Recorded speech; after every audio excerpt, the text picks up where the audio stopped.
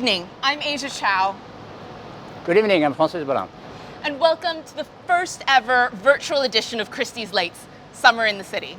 We are looking forward to our first summer auctions in Hong Kong, and we have an incredible lineup of art to offer you.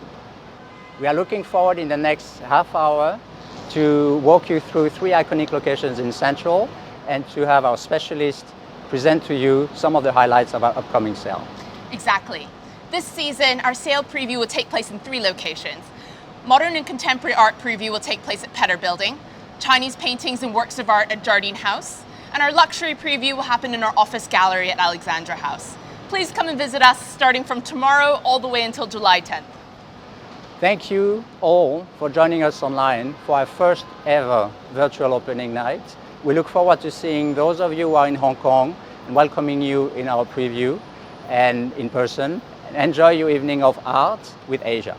So, since it's a Friday night, I was going to go to Duddle's for a cocktail. Would you like to join me? Thanks a lot, but I think I got some work to do. All right, another time perhaps.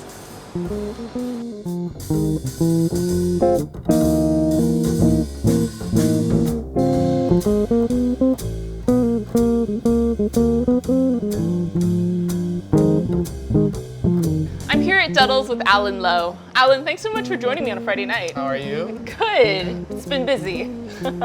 So what are the star lots of your auction?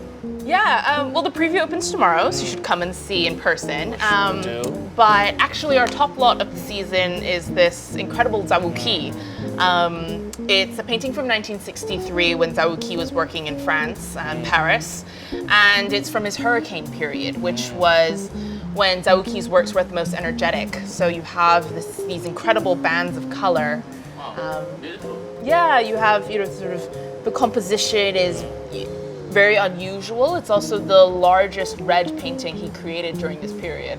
It has very interesting negative space on the top and bottom. I mean, you don't see that. You see that in every Zhao Wuqi, for sure. I mean, he was very interested in classical painting, so this whole idea of sort of negative space, as you mentioned, the idea of liu bai, was something Zhao Wuqi was very much aware of and actually incorporated into a lot of his paintings. You have sort of the contrast between the white and the red, this beautiful layering and all of this energy in the middle. Very intense. Yes. Reminds you of a summer drink. Do you have something in mind? Maybe, Mario, you have something? Oh, summer drink, the first thing to pop in my head looking at the colors, it's a Negroni. Being Italian, a Negroni is one of the first drinks that I discovered ever. Love a Negroni. But being a summer drink, Negroni might be a bit too heavy. Maybe we can make a little twist on the Negroni. Okay. What do you have in mind? Let's try, we're still making equal parts, so we're still using the gin, but instead of Campari, we're using Aperol, as it has a brighter orange color. Oh, look at that. The color is perfect. It goes very well with it, isn't it? That's why it comes straight away to my mind. And to give it a little French touch, we're using a French aperitif wine. Very popular actually during the 60s when the artist was in France. So we're using equal part of the 3 ingredients. That's perfect. It's just very easy and simple to make, but very tasty. Yeah. Drink don't have to be complicated.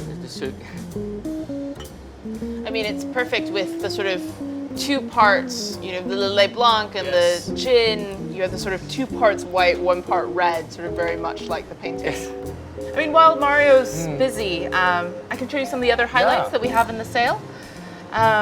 So this season, we're actually really excited to be presenting a work by a Hong Kong artist, Chris Huynh. I love Chris Huynh's works. Yeah, I mean, so this is actually a painting of his wife and their 2 dogs at the beach in Shek O. Again, a sort of popular summer getaway spot for Hong Kong residents. It's a really, really beautiful piece, I mean, with the detail. Very poetic. Yes. And of course, contemporary art as well. We have this piece by Tai Guoqiang. I would never have thought it's his work. Yeah. Well, It's the so color. colorful. I mean, so Yeah. you probably are thinking of Yeah. Tai Guoqiang's sort of more classic pieces Yeah. of gunpowder Yeah. with the sort of black and white. Yes. But this is from his more recent series, and this is the first sort of colored gunpowder work to be offered at Yes. auction. And so the sale of this piece actually also benefits the ACC, the Asian Cultural Council. Yes. And this work also featured in a very important exhibition of Thais in Madrid in 2017. It's a very manageable size. Yeah. Yeah. So all of these works will be on view at Petter Building from July 4th, tomorrow, all the way until July 9th, which is when then this evening sale will take place on the 10th. So you thinking about Nice. coming by? Totally. Oh, it looks like our drinks are almost ready. As you can see, the color, it's really bright. Yeah, very much like the painting, that sort of bright, sort of orangey color. Beautiful. And to finish off, we're just using a simple twist of a pink grapefruit. So we just peel off the skin, take off the pit off, that's the bitter part, and just use the oils over the drink. This gives you a nice aroma and opens up a lot more of the floral notes in the Lillet Blanc. I mean, citrus always makes me think of summer, so this is perfect.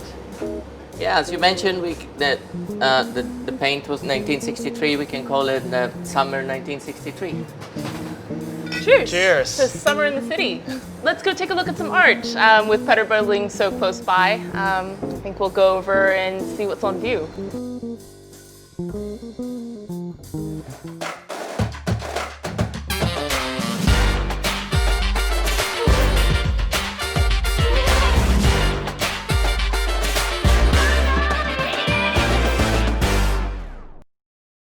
Hi, Georgie. Asia, hi. How are you? Good, I've just come down to have a look. Oh, good. You must be so excited to finally have some pictures on the wall. Yeah. Some of these paintings are coming from all over the world, so it's really exciting to have them all finally in Hong Kong. Yeah, so I'm enjoying this little area. We have works from Spain, America, and Indonesia. Yes, exactly. So I can show you a little bit and talk a little bit about each of them. Yes, please. As you noted, this is by an American painter, George Condo. It's an absolutely spectacular Condo from 2010. It's this mixed media work depicting a group of figures, really a stunning piece by the artist. Yeah, absolutely. I recognize these distorted faces from Condo's work, but I've not noticed before this very idealized female form, which is coming in here on the right. Yeah, so Condo actually said, there's a quotation by him that, monsters can be as beautiful as maidens. And so here he's definitely juxtaposed sort of the cubist monster with jutting teeth and, a little bow tie right here with the sort of classic female nude, the maiden figure that appears so often in everything from sort of Renaissance to contemporary art. I see. And does he always place his figures on top of this sort of patchwork canvas he's created with the use of colour? So not always, but this is part of a series that Condo created around 2010 where he did do that quite a bit. And it's actually a mixed media piece. So you can see he's used charcoal and pastel and crayon on top of paint to create this sort of textured mixed media effect that I think, blends really beautifully with his cubist style. Yeah, absolutely. So you've placed this work against another very sort of stylistically different figurative piece here. Yes. So are you familiar with this artist at all? No, not so familiar. So this is an Indonesian artist, Hendra Gunawan. And Gunawan, he moved to Bali in the late 1970s. And so this was painted shortly after his relocation. You can see he's depicted a group of figures on the beach and they're all drinking palm wine sort of out of this jug right in the center.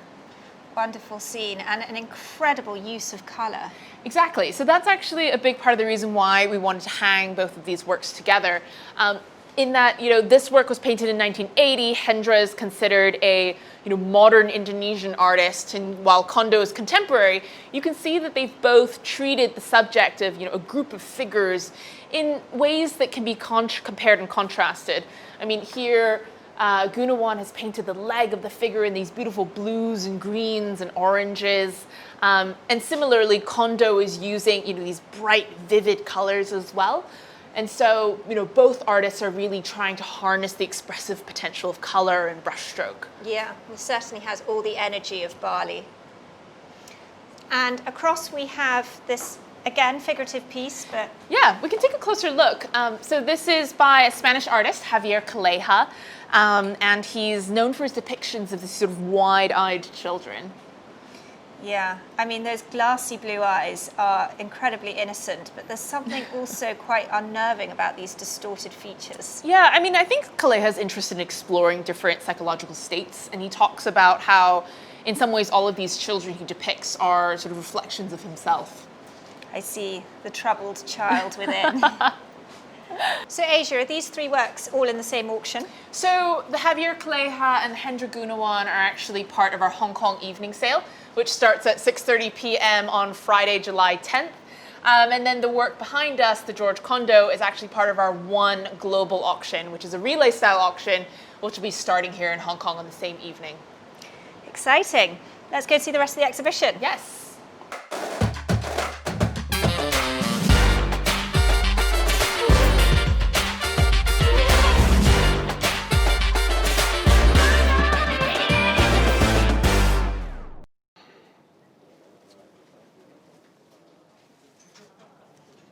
Hi, I'm Carmen. Hey guys, I'm Tim.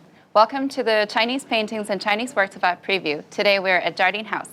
This is Christie's late virtual edition, Summer in the City. Now Carmen, I'm feeling the heat right now. What can we do about this? Let's go to the beach. All right, let's go guys. Look at this painting by Louis Chen. I think it's probably Repulse Bay or Stanley. Isn't it wonderful? Right, I really like all these depictions of these really scary animals. Can you talk a little bit about them? Sure. Louis Chen really loves to use his imagination and painted all these strange creatures, and all the elements in his paintings are really unexpected. And can you imagine that the painting was actually painted in 1976? What Hong Kong was depicted like? Maybe, but it was a really interesting time for Hong Kong at the time. We have very traditional ink paintings, but then there is also this drive where people wanted something different. And artists like Louis Chen used to paint traditional British watercolor landscapes, and then he just felt so determined to add new elements to the paintings and created something that's entirely different. Right, I really like these powerful colors. Yeah, it's and such definitely strong there's more contrast. people at the beach today, I'm sure. I think so. Yeah. But I can feel the heat already. Can we cool down a bit with something else? Let's go to the port, maybe. Okay, let's head to the take port. a look. And then we have this wonderful painting by another Hong Kong artist from the same period, Loi Sao-Kwan. Loi Sao-Kwan used to work in the Yamate Ferry Company, so he was very familiar with the sea and also sailing boats, and all the maritime activities. He loves to paint seaside landscapes. So these powerful, sharp strokes represent the boats? Yeah, the body of the boat. And where are we right here? We are at a typhoon shelter. I think Okay. maybe Causeway Bay, maybe Shao Kei-wan. But it's really at the time probably when the sun is setting, so all the fishermen's coming back home. And you can really see that this painting is dated 1963, and you can really see at the time so many of the Hong Kong population still relied on fishing as a livelihood. Right, Yeah. right. I have one more thing that I wanted to show Cool. you. Let's go take a look. All right, let's do it. So we've been talking about the summer, and I thought I wanted to show you this fan. It's a round fan painted by Zhang Datian for the wife of one of his best friends. And it's a fine brush narcissus painting, just to show you how versatile Chinese paintings are in terms of its different formats. It can be on hanging scrolls, it can be a scroll, it can also be a fan. What does this flower represent? This is a narcissus. Right. Yeah. It's really beautiful. And it really shows how friendship and artists are so closely related, and how these things can be witnesses of histories and friendships. Okay. Yeah. I really like how flowers is represented in a lot of different mediums, including these two monochrome ceramic pieces. Yeah, look at this piece. Can you tell me Right. more about it? Sure. This is a Song Dynasty dingware dish. It's in a flower form. And if you can see in the middle, it's actually trying to imitate a lotus pod. Yeah. And Song Dynasty ceramics are actually known for their very subdued and understated elegance. It's very peaceful and calming to look at. I also felt that the aesthetics of Song Dynasty ceramics really go with our contemporary environment as well. Right, that's definitely one of the key features. And then we have another vase here from a different period, actually. This is from the Qing Dynasty Qianlong period, and it's a celadon glaze stylized lotus flower vase. And what I really like about this piece is how the artist, he he uses contrasting shades of green color throughout the vase, right? So you can see very dark shades, and then it leads to the edges here, which is all white. I really like how the artists use the white to accentuate the pattern. For so sure, it really for sure. pops out. And that's why it makes this vase so exceptional and rare. Well, now we've seen flowers in different formats of works of art. Shall we go look at some real flowers? Sure, I'm feeling summery too.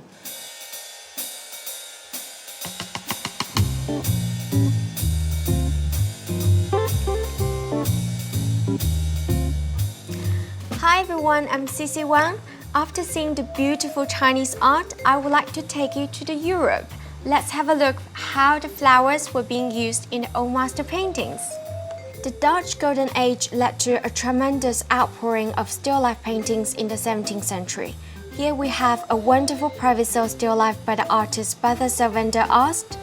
Here the painter has combined two elements which he frequently depicted: a bouquet of flowers set within an ornamental Ming one-leaf vase and a platter of fruit. So, since we have all been spending a lot of time at home recently, I think this is an exciting opportunity to work with a floral arrangement to explore the hidden messages behind the Dutch still life. I'm here with Chloe from our favorite Hong Kong florist Van der Bloem. As you can tell, the name is influenced by the artist Van der Ast. So Chloe, can you please tell us what did you choose for today? For today, I have selected the most important features that is being presented in the Dutch Golden Age. Majority speaking, that could be 5 to 8 types of flower, but I have highlighted these fields. The first one is the peonies. You could also replace with garden rose. Tulips, that is crucial element that it cannot be skipped. Within the tulips, that we do have like 2 different types of tulips that I have placed today, which is a pyrite one and also the regular traditional one. Yeah, tulip is the must-have flower in Dutch still life. Yes. Because that represents wealth. As we all know, the tulip mania, people were crazy about tulips. Yes. Yeah, one tulip you can literally buy a house. Yes, it is. And the tangle, the very soft type of stem is so unique that you cannot find any replacement. Also, I do have the iris, very seasonal, but nowadays you can get it around 6 to 9 months. The last but not least is the carnation. Very nice. So how should we start with our arrangement with so many types of flowers? First, you need to pick the vase. For today, I pick a container that is kind of like matching with the whole theme. A vintage gold jar that is highlighted a little bit rusted as well.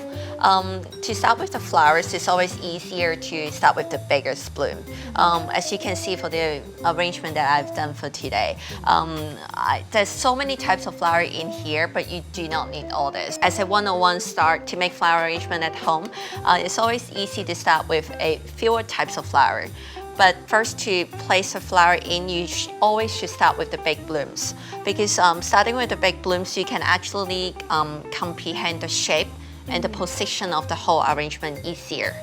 Okay, so what should we choose for today's the big bloom? Yes, that must be the peonies, and this one has been just bloomed to the condition that is so perfect. So beautiful. Yeah, I wish you can all smell the same. And placing it in can make you easier to determine the shape of the whole bouquet, as well as to determine later where you can put the rest of the flowers in. Right. Personally, I'm also get so afraid of choosing so many colors. Yes. I also want to get it more in tune. Yes. In one theme, but yeah, I don't know how to start with. Yeah, so for the Dutch Golden Age, I do not think they have any restriction or any rules that you need to follow with. They go with the flow that is so extravagant that you do not have a proportion in terms of the color. You can go wild to the selection of the colors. As you can see, I got purple, orange, and also blue at the bottom. As long as they're seasonal and they can present their feature of the Dutch Golden Age extravagant, that is perfect enough. Thank you so much, Chloe. I think after today's session, we can all create our own Dutch still life flowers from home.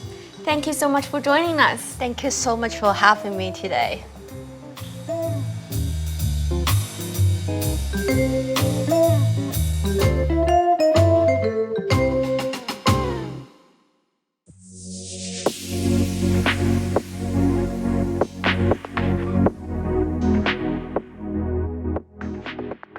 The super stylish Ellie Lam is wearing a Tasnite diamond ring, Graf sapphire and diamond waterfall necklace, a tropical Sigma dial Rolex 6265, and a limited edition Constant 24. To complete her Friday look, Ellie is wearing a Graf diamond necklace, a pair of Harry Winston diamond earrings with a watch double as a bracelet. To add a pop of color, Ellie has chosen a Colombian emerald ring and a Mimosa Oxridge mini Kelly.